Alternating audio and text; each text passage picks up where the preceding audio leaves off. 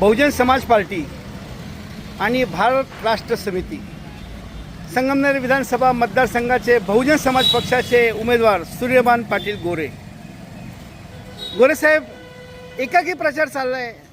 उत्तर प्रदेशमध्ये काशीराम मायावतीसारखे दिग्गज नेते, परंतु या महाराष्ट्रात बहुजन समाज पक्ष म्हणावा तेवढा रुजला नाही, तरीसुद्धा तुमची एकाकी लढत आहे। यापूर्वीसुद्धा तुम्ही संगमनेर विधानसभा मतदारसंघात मागच्या निवडणूक लढवली, 5,000 मतं अर्थात पडले।